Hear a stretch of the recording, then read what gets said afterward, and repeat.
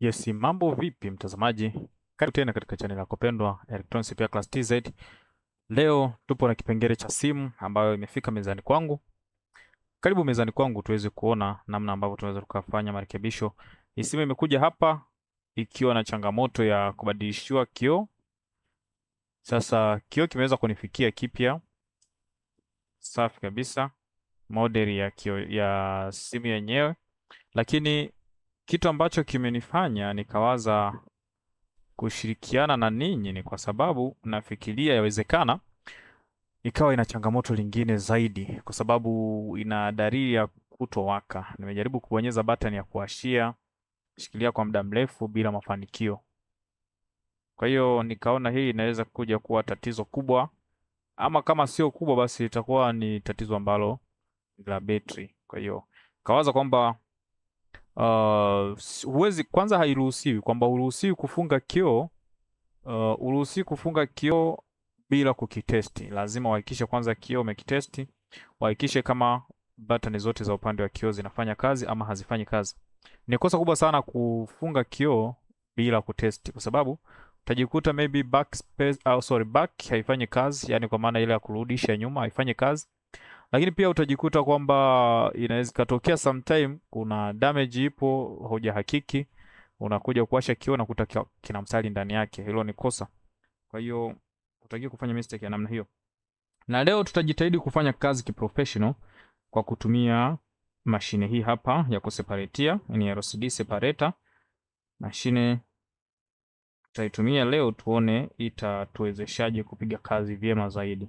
Nafikiri kwa video zilizopita kabisa, ni almost 1 year, kama mwaka mmoja hivi uliopita, ni kama nilisha kuelezea matumizi ya LCD separator. Sasa tuifungue kwanza simu ili tuweze kuona ni nini kinachoendelea ndani ya simu hii. Kama ni tatizo la kawaida, basi kikubwa simu iwake, na pia tunaelekezana jinsi ya kubadilisha kumbe kioo chenyewe hata yani kilishaachia digundi zote. Unajua imekuja na kimpira fulani hivi imefungwa hapa. Sikuwa nimeelewa kwa sababu toka mwanzo nimeishikilia simu. Sasa ukishika kama umeshika hivi, hata ukifanya hivi huwezi kuona dalili kwamba kioo kinadondoka. Sasa hivi tu ndo naachia kioo, kumbe kilishaondoka. Kishaachia. So kumbe tutakuwa hatuna sababu ya kutumia tena LCD separator. I didn't notice this before. Sikugundua hili mapema. Anyway, lengo kumbe kwa namna ilivyo, kumbe hata tukibonyeza button kwa nguvu gani isingeweza kuwaka. Sasa sikuweza kugundua hili mapema. Sidhani kama hata ningeanzisha video kwa maana ya kurekodi ili kuonesha chochote, kwa sababu ni kazi ambazo ni normal, ni kazi ambazo huwa nazifanya mara zote, mara kwa mara. Sasa kazi za kubadilisha LCD sio complicated sana. Labda kwa wale ambao hawafahamu unaweza mkajifunza kitu, but somo kubwa zaidi nafikiri ingebezi sana kwenye LCD separator, hii mashine ya kuseparatia. Sasa kioo chenyewe kumbe kilishaachia. Anyway, twende forward, tuendelee mbele zaidi, tuone kinachoendelea zaidi. Kwa sababu ukiangalia mkanda hapa ulishakatika kabisa, mkanda ambao unashikilia kwenye kioo, ambao ndo huu mkanda mkubwa kabisa huu ulishakatika. Sasa kama ulishakatika, it means hatuwezi kabisa kufanyaje kupata display yoyote ile huko. Anyway, tutafikiria kwamba labda betri hiyo haijafa, ni nzima.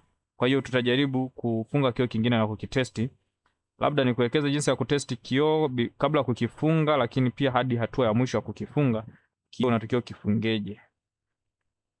Nafikiri hiyo itafaa tu, kwa sababu tulishaanzisha tayari video, so let's continue. Nilitegemea kufanya kitu ambacho kinaweza ikawa ni kizito zaidi, sometime kikawasumbua watu wengi, ndio maana nikawaza kupublish this screen. Lakini kama ni hivyo, hakuna namna. Ngoja tufungue tupate vipimo kwanza vya betri yenyewe. Betri ina voti ngapi?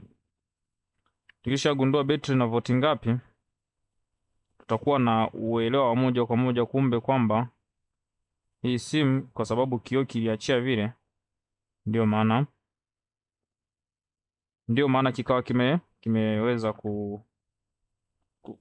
kutowaka kabisa. Lakini je, betri nao pia inasema kwamba iko salama? Of course hii simu haijawahi kufungiwa hata mara moja. Kijaribu kuangalia hapa, ya nafikiri unaweza kaona hapa haya maeneo kunaonekana kuna sealed kabisa. Kwa hiyo at the first time I opened it, yeah, nimeifungua. Yeah, na unaona ina kama ki soltape fulani hivi ambacho kimeizunguka kwa hapa. Hichi huwa kinazuia changamoto za maji wapo, kama maybe simu inaweza kaingia kwenye maji. Sasa hicho huwa kinafanya kazi ya kuprotect simu isiingie kwenye maji. Sasa swali la kujiuliza kwamba kisha kiondoa utafanyaje? Utaweka kingine ama vipi? No, utaweka kingine. By the way, hata kama imezuiliwa hivi, si kwamba mtu anaweza kadumbukiza kwenye maji labda kwa kusema hichi kipo hichi kikaratasi. No, huwezi kufanya kitu cha namna hiyo. Kwa hiyo tabaki kuwa protected na mtumiaji mwenyewe. Mtumiaji mwenyewe ndio atabaki ameiprotect, ameilinda kulingana na namna ambavyo huwa nailinda mara zote. Sina uhakika kama nitakutana na kutu huku ndani kulingana na namna ambavyo simu inaonekana. Haionyeshi dalili za kama ilishai kuingia kwenye maji. So nafikiria mambo yatakuwa ni mazuri tu. Labda kama nitakutana na betri iliyoganda, kwa sababu kwa hali inavyoonekana hii ilikaa muda mrefu sana bila kufanywa service. Ilikaa muda mrefu bila kufanywa service upande wa nini? Wa kubadilishiwa kioo. Kwa namna inavyoonekana. Betri hii hapa ni disconnect.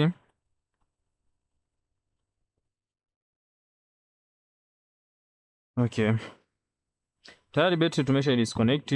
Chukue multimeter kwa ajili ya kupima tupate status ya betri. Betri na status gani? Yeah. Pima voltage. Hope kwamba multimeter utakuwa unaiona clear. Yeah. Everything is clear. Yeah, clear. Sasa battery voltage tutapima kwa kugusa hapa kwenye terminal yake. Voltage inasema ina volt 4.0. Kwa hiyo ina uwezo mkubwa sana wa kuwasha simu. Kwa hivyo kumbe tatizo lililopo hapa ni la LCD yenyewe, ni la kioo chenyewe peke yake. Mkanda tayari ndio huu ambao ulikwenda kukatika kule. Sasa mimi nitauchana hapa ili inipe urahisi wa kutesti kioo kingine hata kabla kuiondoa betri. Inipe urahisi wa kutesti kioo kingine. Nikuwa makini. Hatuna hasara hata kama nikiukata mkanda vibaya, hatuna hasara kwa sababu tayari huku ndani ulisha katika huo mkanda. So hiki kioo hakina kazi tena. Kikubwa ninachotaka ukifanya ni kufunga hiki kioo kingine, namna ambavyo sasa unaweza kutesti kioo kipya kwenye simu. Hakikisha kwanza battery umeidisconnect, battery iko disconnected, ndio uje uconnect mkanda sasa wa kioo kingine kipya ili kuhakiki kwanza hicho kioo kama ni kizima ama kikoje. Una connect mkanda kwa makini bila kudamage, bila kusababisha tatizo lolote. Every day, kila wakati ninapofanya marekebisho huwa najaribu kusisitiza umakini ni kitu cha msingi sana. Umakini ni kitu cha msingi sana. Sasa kioo tayari kipo huko, nijaribu kuwasha button ya kuwashia. This no. So hiyo button ya kuwashia ni hapa chini. Okay. Hizo button ya kuwashia kwa volt 4 lazima simu iweze kuwaka. Kama unaweza kuona simu inapokea mawasiliano mazuri kabisa kwenye kioo. So it means hii simu mkanda ulivyokatika si kwamba ilikuwa haina charge. It means ilikuwa ina charge na ina uwezo wa kuwaka kabisa vizuri. Ni haki kwamba kioo kilichokuwepo ni kibovu. Japo nilitegemea kama nitakutana na kazi nzito. Lakini imetokea hivyo. Yeah, by the way unaweza kujifunza jinsi ya kupima, namna ambavyo unaweza kupima kioo na kisubiri kwa muda fulani kinawaka vizuri. Kikisha waka vizuri utatesti hizi doti zote kama zinafanya kazi. Yani kicheki hivi doti zote mimi naona zinafanya kazi, japo sifahamu password. Utakuja kwenye emergency. Emergency nitabonyeza namba moja baada ya nyingine kuhakikisha zote zinaweza kuandika. Hapa ni kama una test kioo upande wa katikati hapa. Nikicheki namba zote zimeweza kuandika, kufuta inawezekana, maana yake upande wa juu pia huku unaweza kubonyezeka. Nikibonyeza hii emergency hapa juu inabonyezeka, upande wa huku pia unaweza kubonyezeka. Back, nikibonyeza back inarudi, nikiingia tena kwenye emergency nikibonyeza middle button, yani button ya katikati inafanya vizuri. Nikirudi tena nikabonyeza button ya pembeni kule inafanya kazi vizuri. So it means hiki kioo kiko vizuri. Hata tukikifunga hatuna changamoto yoyote ile ambayo inahusiana na kioo. Sasa unaizimaje? Unaweza kushikilia button kweli huku kuzima ama uka disconnect battery, lakini tuizime kwa utaratibu sahihi ili tusije tukai confuse zaidi. Haya. Shikilia, turn off. Yeah. Simu sasa imeweza kuzima. Sasa tuelekee kwenye kipengele cha namna ya kukifunga kioo vizuri kabisa. Kumbuka kuna betri na betri na gundi. Tena gundi kali sana kweli yani. Kwa hiyo tujifunze process za namna kuondoa betri kama kioo kilishaondoka. Kwa sababu kama kioo kingekuwa kipo hapo tukitumia separator machine ingeweza kuyeyusha mpaka betri huku nao ikapata mchemko fulani ambao ungeturahisishia namna kuondoa nini? Kuondoa betri. Sasa tuko na gundi nyingine ambao ni B1700. B1700 hii ni gundi ambayo ni ya vioo, kuna ambao ni nyeusi na nyeupe. Of course mimi nilichukua B1700 nyeupe. Naipendelea tu kwa ajili ya namna ambavyo iko inanionyesha sehemu ambayo niko na pitisha ile gundi, lakini pia inaonyesha kazi safi. Maana hata nikifunga kioo vikabaki vigundi kwa nje, kwa mtumiaji hawezi kukirekwa moja kwa moja. Baada hapo nita disconnect battery. Baada ya ku disconnect battery nita disconnect kioo chenyewe ama mkanda wa kioo. Careful. Basi tayari kwa ajili ya kwanza kuisafisha huku ili kuweza kufunga kioo kingine. Hichi kioo kwa kuwa kilisha katika kimebakiza mkanda mdogo sana, sidhani kama kuna haja ya kukivumilia zaidi, ni kuchana tu, kilishaharibika. Sasa unaondoaje betri wapo kama kioo tayari kilishaweza kuondoka hapo? Maana yake kama kioo kingekuepo tukiweka kwenye separator machine ingeweza kuchemka kiwango ambacho betri nao ingepata joto, ile gundi yake kaachia. Kuna gundi iko hapa kwa nyuma hapa. Hii ndio gundi ambao unaweza kaanzia hapo kutoa kama haija expire, lakini kwa namna inavyoonekana tayari ilisha expire. Gundi ukivuta huwa inaenda kuachia kule kwenye betri kwa ndani. Kwa hiyo sasa ilisha expire. Unafanyaje? Lazima uwe na kitu cha namna hii. Kisha ni cha plastiki. Kama sio cha plastiki kikawa ni cha chuma, sasa uwe makini. So betri ukitoboa alafu ikawa imegusana chanya na hasi, inaweza kaja kuwa hatari kwako. Kwa kuwa hatuna madhara yoyote, kumbuka kioo kilishaondoka tayari. Hatuna madhara yoyote. Hata kama tutapitisha hiki humu ndani kikaharibu mkanda, hatuna madhara. Lakini kama unaondoa betri, kioo kipo na ni kizima, hakikisha upitishe hichi kidude upande wa mkanda. Pitisha sehemu ambayo hamna mkanda. Na ukipitisha upande wa mkanda ukikata, hiyo imekula kwako. Sasa hiki lazima utatumia nguvu kiasi fulani kwa sababu gundi yake huwa ni ngumu sana ya betri. Hakikisha unakipitisha humu vizuri kabisa, betri inaanza kuachia kwa nguvu kabisa, kinahitaji nguvu. Kikubwa tu ni kuwa makini usichane betri. Nafikiri unaweza kuona tayari betri imeweza kuondoka kirahisi kabisa na imebaki na gundi yake original. So it means nikirudishia hapa itanata tena vizuri. Bila kudamage betri, bila kukunja betri, hakuna chochote kilichotokea kwenye betri. Haijapata madhara yote, haijachemshwa, haijafanya chochote. Imeweza kuiondoa salama kabisa. Japo hatujaharibu mkanda huku. Kwa hiyo it means inaweza ikawa safe pia kama unafahamu kukitumia hichi kidude vizuri. Inaweza ikawa safe kuondoa betri bila kuichemsha kwanza sije ikabasti. Lakini pia ni hatari kama ukichokonoa kwa nguvu sana. Japo huu mkanda unakuwa umeshikilia kwa sana, lakini kuna mikanda hii ambayo unakuta sisi ndio tumebadilisha mwenyewe, mteja ameenda kwa fundi amebadilishia. Sasa hii mikanda ambayo tunaibadilisha huwa hakuna gundi ambayo tunaiweka kwa chini kwamba iweze kushikilia mkanda usinyanyuke kwa juu. Sasa unaweza kutumia hichi kidude afu mkanda ni wa kioo kilichobadilishwa ukachana. Wakati huo wewe labda ulifikiria kutaka kubadilisha tu betri na kuweka betri nyingine ukajikuta umeharibu. Hata huku nyuma pia nako hakujawahi kufunguliwa, naona bado kuna siridi yake. Basi tufungue ili tuweze ku access mkanda mdogo wa system charger ulipo. Mkanda mdogo wa system charger. Nao pia ni muhimu sana kutesti pia upande wa mkanda mdogo wa system charger, kwa sababu mkanda mdogo wa system charger huwa mkanda mdogo wa system charger una tabia ya kushindwa kufanya kazi mara wakati mwingine. Hata kama kioo unaweza kukuta mkanda mkubwa wa display unafanya vizuri, lakini system charger ukuta inaweza ikashindwa kufanya kazi vizuri. Unaweza kukuta ni system charger yenyewe ama ni mkanda ndio tatizo. Kwa kama fundi lazima uwe umeshahakikisha kitu gani ambacho ni tatizo. Lazima ujihakikishie kitu gani ambacho ni tatizo.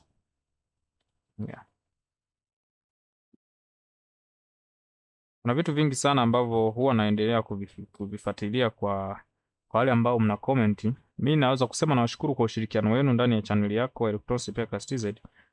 Lakini kuna maswali mengi sana nakutana nayo ya tufundishe jinsi ya kufanya reboring. Hilo neno reboring au kuweka risasi nundu kwenye IC huwa nalizungumzia mara kwa mara katika vipindi vyote, kwamba kufanya reboring sio kitu cha mchezo, si kitu cha kurukia rukia tu. Cha kwanza lazima ufahamu kwa nini unafanya reboring. Je, ni kweli hapo unapofanya reboring tatizo lililopo linahitaji kufanywa reboring? Je, ni kweli utalisolve tatizo hilo kwa mfumo huo? Lazima vitu kama hivyo ukae navyo akilini mwako vifikirie kwa sana. Okay, mkanda nimeweza kuondoa huo mkanda ambao ni wa awali wa original yake. Sasa tunatakiwa tuweke kioo kingine. Before kuweka kioo kingine lazima uhakikishe unasafisha maeneo ambayo kioo kitafiti. Haya maeneo ya pembeni hapa, kioo ambapo kitafiti. Kuondoa ile gundi yote ambayo ilikuwa ni ya kioo cha zamani. Hakikisha pia ni sehemu safi sana, ili utakapopitisha hiyo B1007 gundi isiweze kuachia kwa haraka kumsababishia tatizo kama ambavyo imeweza kuachia original yake gundi. Imeweza kuachia, bila shaka aliendelea kuitumia hivyo hivyo, mwisho akakata mkanda. Japo kioo chenyewe kinaonekana kina mipasuko mingi ambao huwezi kuihusianisha na mkanda kuchanika. Kwa hiyo mipasuko pia inaweza kuwa ni tatizo tu la mtumiaji mwenyewe, maybe kuna utunzaji ambao haukuwa uko vizuri sana. Yeah. Kwa hivyo nilikuwa nazungumzia kuweka risasi nundu kwenye IC. Lazima kwanza ufahamu kwa nini unafanya hivyo na kwa simu gani, na si kila simu inaweza kuhitaji hicho kitu.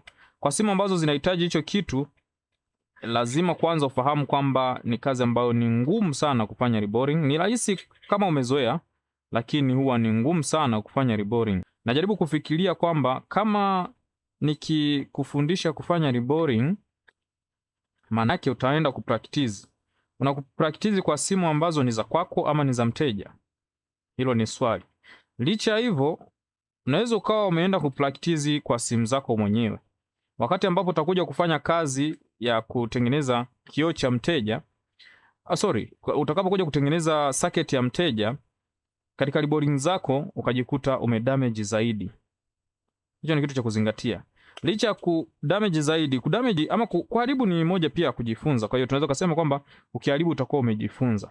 Lakini sasa katika utaratibu wako wa marekebisho hayo ya mpaka kufikia kwamba ukiharibu umejifunza, je, uliharibu ukiwa unafahamu unachokifanya ama ilikuwa just tu kwamba ufanye tu imradi? Watu wengi sana wakuta hawafahamu kufanya diagnosing, yani uchunguzi wa kina wa mpaka kufikia kugundua tatizo hilo, ila wanarukia kwenye tatizo hilo moja kwa moja kwa kuamini tu kwamba itakuwa ni IC na shida. Sasa kama IC na shida, kuifanyia reboring haimaanishi ndio unaitibu IC. Kuna sababu za msingi. Maybe simu iliingia kwenye maji, mkanda ukawa labda zile terminal zake za IC zikawa zimeweza kuachia, lakini nao hiyo pia inaweza kuwa ni ngumu sana, ni kazi ngumu sana. Lakini sometime inaweza katokea ukafanya hivyo reboring labda kwa sababu IC umeiondoa kama ni mbovu na unaweka IC nyingine. Sasa unatakiwa pia ufahamu kwamba IC mbovu ikoje, na kama tatizo ni IC mbovu, je, hiyo IC nyingine naitoa wapi? Vitu kibao unatakiwa vifahamu. Kwenye kazi zangu reboring ambazo nimeshazifanya ni chache sana kulingana pia na namna ambavyo najaribu kuweka mkazo wa kazi hiyo. Kwa sababu siwezi kufanya reboring kwa pesa ya kawaida, lazima nifanye reboring kulingana na namna ambavyo kazi inalipa. Yeah, reboring inahitaji ulipwe vizuri, ufanye kazi kwa utulivu na ufanye kazi sehemu iliyotulia. Sasa hii B1007 unaanza kuipaka sehemu ambazo umezisafisha. Slow, usijaribu kwenda fast kulashilashi ovyo ovyo, hapana. Slow, hii gundi haikauki hapo hapo, inachukua time kukauka. Kwa hiyo inakuruhusu kabisa kuweka slow kuhakikisha umejaza sehemu zote, yani bila kuacha kisehemu cha wazi. Usiache kisehemu cha wazi. Jaza sehemu nzima kabisa kwa utulivu, slow, usiwe na haraka sana. Hiyo inamaanisha kwamba kwenda slow hivyo unaweza kumsaidia pia mteja kwamba atakana kioo kwa muda mrefu bila kuchomoka, labda avunje. Akivunja hiyo sio tatizo lako, kwa sababu ulifanya kazi vizuri, amevunja yeye na hata kulaumu. Lakini kama umeweka kioo baada ya muda fulani kioo kikaachia, anaweza kukulaumu kwamba fundi ya kunifungia kioo vizuri na hata kama atapata ajali ya kuvunjika kioo kwa haraka, atasema fundi aliweka kioo vibaya, ndio maana kioo kiliachia kikavunjika na kuvunjika. Kwa hiyo kosa linakuwa liko kwako. Unaweza usilipishwe, lakini ukawa tayari umepoteza sifa ya kuwa fundi professional ambaye angeweza kufanya kazi zake kwa utulivu. Nimeweza kutesti, umeweza kuona mwanzo kabla ya kuweka hii gundi, nimeanza kutesti kwanza kuona kama kioo kitaweza kupita kwenye njia zake zote. Baada ya kuhakiki kwamba kioo kitapita kwenye njia zake zote, sasa hii kazi naianza rasmi. Umeona? Kwa hiyo unahakikisha kwamba kazi zako unapozifanya unakuwa professional, lakini pia usijaribu kuruka step na kurukia vitu ambavyo bado vinahitaji ujuzi zaidi. Najaribu kuhakikisha kwamba kila ambaye anafuatilia channel hii anapata msingi imara wa kazi zake. Yaani si kutazama video, utakiwa kutazama video tu, unatakiwa upate msingi. Unajua kuna mtu anaweza kawa anafuatilia vipindi hivi, ufuatiliaji wake ukawa unaishia kwamba yeye anafuatilia kuangalia video namna wanavyofanya kazi. No, unatakiwa upate msingi, sababu ya kwa nini unafuatilia hizo video. Wewe usiangalie tu kwamba uone mafundi wanavyofanya kazi, ama ufanye kazi kwa kuangalizia kwamba pale mimi napochomelea napoweka gundi maybe na wewe unaweka gundi sio nini. Hapana. Pata kwanza msingi, msingi huo ndio utakao kuongoza wewe kufanya kazi zako kwa amani na kwa utulivu kabisa. Unaweza kuona nimeweza kuweka gundi hiyo vizuri kabisa kona zote bila kuwa na haraka na wala bila kuzingatia kwamba inaweza kukauka. Haiwezi kukauka kwa haraka. Okay. Hichi kidudu tutatokea kukiondoa kwa sababu mkanda huu utatokea uje ubani hapa ili kuzuia hiyo hali ya kuweza kuchanika kwa haraka. Yeah. Kikiondoa kama hivyo, hakikisha mkanda haugusi hapo mpaka wewe umefitisha sehemu zake zote. Mkanda ukigusa hapo utaanza kuhangaika sasa na kuchomoa mkanda hapo ili ndo uje uchomeke huko. Sasa hiyo tayari itakupotezea time. Utajikuta hiyo gundi yenyewe utakuta ishakauka, uanze kuiondoa tena ndo uanze upya tena kuiweka. Yeah. Sasa hapa tumeweza kukiweka kioo vizuri. Tumeweza kukiweka kioo vizuri, lakini pia kuna kagundi kingine ama kuna laba kingine ka sellotape kingine ambako tunatakiwa tukabandue hapa ili gundi iweze kukaa vizuri. Okay. Baada ya hapo sasa tunaanza kurudishia kioo chetu. Kioo tunahakikisha kimeweza kufiti kabisa. Manusura kiniponyoke. Alafu kijigundishe nje ya mfumo. Okay. Kioo tumeweza kukigundisha vizuri kabisa. Baada ya kukigundisha kioo vizuri, unakuja unachukua kioo chake kile cha zamani, unakilazia kwa hapa juu. Ndio sasa tuanze kufunga sellotape. Not sellotape, tutafunga rubber band ya. Hizi ni rubber band.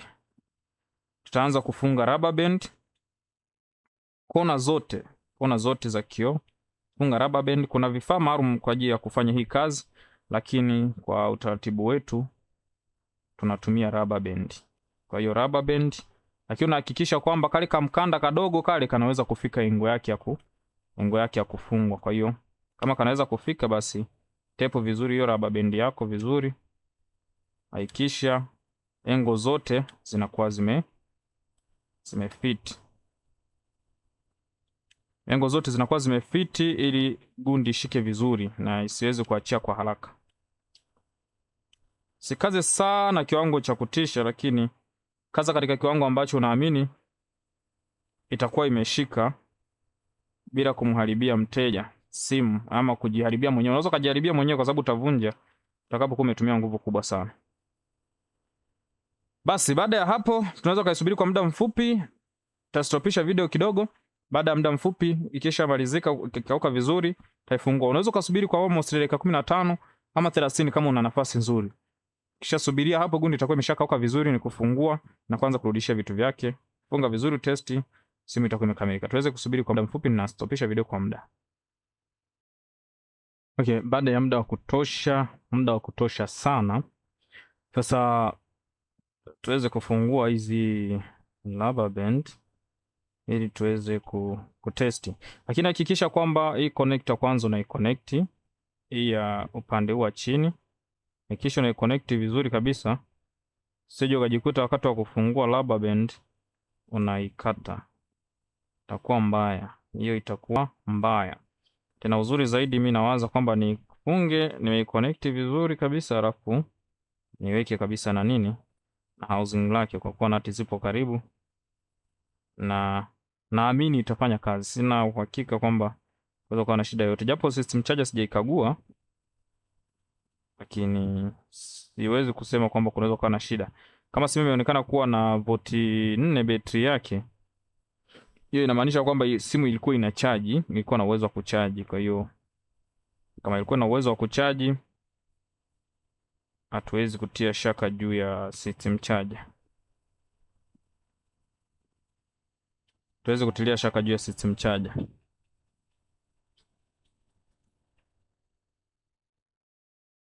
Okay, baada ya kurudishia nati zake zote, sasa tuviondoe hivi Sellotape.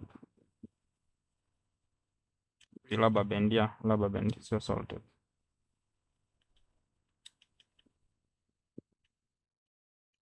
Ndio kwa makini, ukiwa unaangalia huu mkanda usije ukajikuta unauvuta na rubber band ukajikuta unaukata. Huku mbele pia kwa makini, kuna kamera, kuna vitu kibao ambavyo unaweza kuviharibu kwa kutumia hiyo rubber band yenyewe.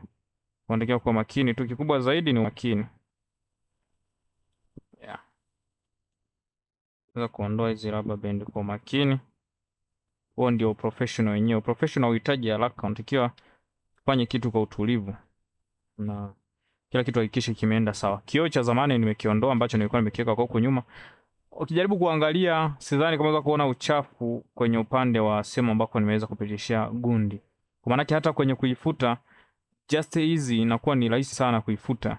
Maana hii pia natakiwa niwekee protector, kwa hiyo tabandua hichi kikaratasi cha juu na kubandika protector hapo hapo. Just easy. Kwa sababu vigundi havipo vingi sana. Nimeweka gundi kwa study na nahakikisha kwamba kila kitu kinaenda vizuri.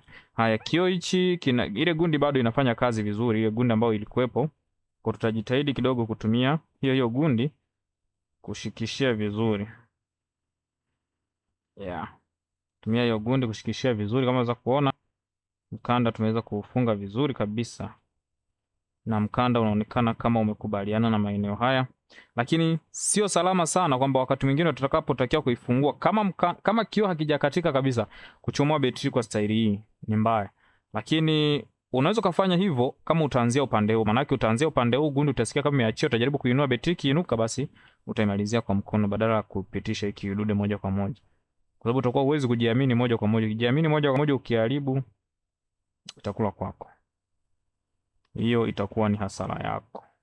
Japo fundi pia lazima uhakikishe unakuwa na maelezo ya kujitosheleza.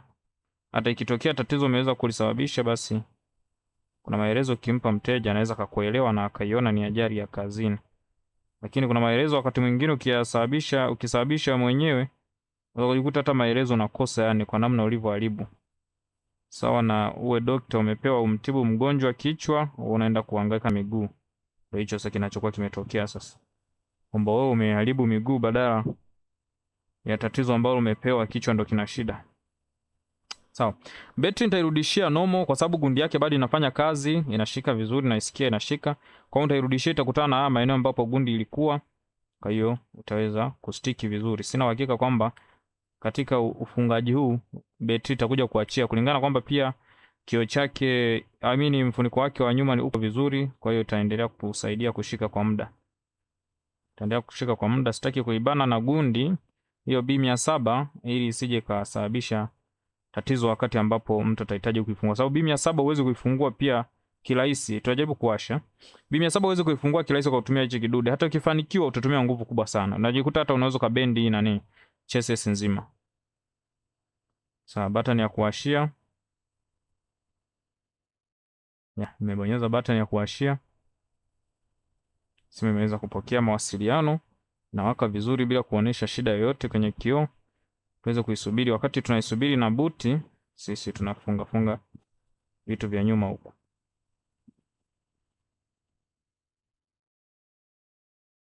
Funga vitu ambavyo vinatakiwa vifungwe kwa nyuma. Na kama simu umeiwasha hivyo bila kuwa umeiwekea fingerprint yake, fingerprint haitofanya kazi. Iwapo kama utaifunga simu ikiwa inawaka, fingerprint haitofanya kazi mpaka pale ambapo utaamua mwenyewe kufanya restarting. Restart simu, fingerprint itafanya kazi. Kwa hiyo sije ukaifunga simu hivyo, fingerprint ukaifunga simu ukiwa umeshaiwasha, alafu fingerprint ikagoma, ukagombana na mteja ama akakuona so professional kwamba umemharibia. No, unampa maelekezo tu Ushauri zaidi, si lazima ufunge fingerprint ukiwa umeiwasha. Zima simu ama funga, kisha maliza restart simu, basi mambo mengine yaendelee. Kama ni testing, kama ni nini, vyote utakavyokuwa unataka kuvifanya vifanye. Lakini kila kitu unapomkabidhi mteja, maana yake unamkabidhi ushajiridhisha kila kitu. Kama itokee umesahau, lazima uwe na majibu yenye ufundi ndani yake, kwamba sababu ni nini, kwa nini fingerprint haifanye kazi, sababu ni kitu fulani. Yeah. Lazima uwe na sababu za msingi kama professional. Mimi na imani hii simu tumeitengeneza kiprofessional kwa utulivu kabisa bila haraka. Kwa hiyo tayari imeshawaka huku, na tukijaribu kutouch hizi tunaona zinaenda zote mpaka huku mwisho, zote zinafanya kazi. Sifahamu pattern, kwa hiyo nabonyeza tu vile ambavyo itakuwa sahihi. Namba zinabonyeza, sauti pia naisikia, sidhani kama unaweza kaisikia. Nafikiri hapo unaweza kaisikia sauti, japo utaisikiliza kwenye maneno yangu. Huwa mara nyingi mic inajicancel. Najaribu kuongelea hapo ili uweze kusikia sauti ya namba. Okay. Baada ya hapo namba zote zinabonyezeka, back inafanya kazi, middle button inafanya kazi, button ya mkono wa kushoto inafanya kazi, okay? Juu hapa inafanya kazi. Yeah. Kila kitu kinaonekana clear. Kila kitu kiko well super and clear. So kilichobaki ni nini? Ni kurudisha kifuniko chake tu, hakuna kazi nyingine zaidi ya kwamba kilichobaki ni kuwekea protector. Sidhani kama kuna mtu atahitaji kujifunza jinsi ya kuwekea protector. I say. Japo nishawahi kukutana na mtu akanipigia simu kabisa kwa ujasiri kwa WhatsApp, anauliza jinsi ya kuweka protector. Hivi na kuweka protector huwa ni kazi eh? Ama niweke protector ili tujifunze wote?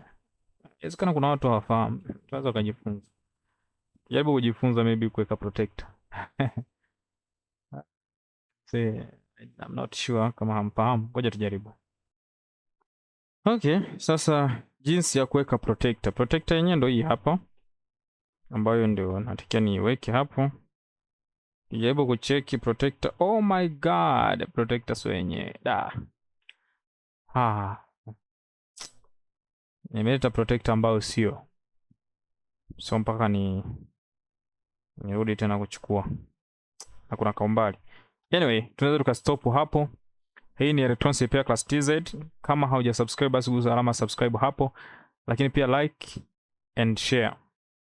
Share kwa marafiki zako, kwa ndugu zako, kwa magrupu yako ya WhatsApp na sehemu zote ambazo unaona ni salama kushare.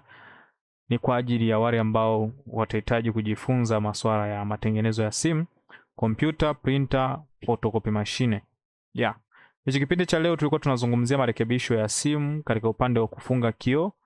Wakati huo ambapo nilikuwa nikifikiria kwamba maybe kioo kinaweza ikawa na tatizo kubwa sana, ama simu inaweza ikawa na tatizo kubwa sana, nikaleta LCD separator kwa ajili ya kutaka kuhakiki namna ya kuondoa kioo mpaka kufikia hatua kukifunga tena, lakini tukakuta kioo kimeshaachia. Kwa hiyo maana yake kioo kikajiachia chenyewe bila. Kwa hiyo hatujatumia LCD separator. One day tutaitumia pale ambapo itahitajika. Lakini pia tumefunga kioo professional na tumehakikisha tumekitest katika angle zote.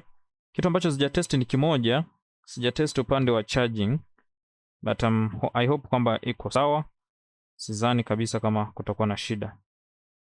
Yeah, charging inafanya kazi vizuri. Yeah, of course inafanya kazi vizuri, sema huwezi kuiona. Yeah, unaweza kaona kitaa hapa. Hichi kitaa unaweza kaona nikichomoa, nikichomeka hichi kitaa unakiona. Yeah. Kinatokea hapa, kinaashiria kwamba umecharge. Nikidisconnect unaweza kuona. So kucharge inafanya kazi vizuri. Yeah, kila kitu kinaenda vizuri kwenye kioo hichi. Nitaenda kubadilika kuchukua protector, nitafunga, mambo yote yatakuwa yako clear. Kwa hivyo utanisaidia kwa staili hiyo, kushare, kulike, kama kuna kucomment, comment kile unachotaji kuuliza. Lakini swala la reboring wakati ukifika tazifanyia reboring simu ambazo zinahitaji kufanywa reboring. Sio kila kazi lazima tutafanya reboring. Na sitoweza kuonesha moja kwa moja kwamba kufanya reboring bila kuwa na tatizo sahihi. Yaani lazima niwe na sababu ya kufanya reboring ili nifanye reboring na kazi ikamilike ili uweze kujifunza kitu. Hii ni Electronics Repair Class TZ. Bye.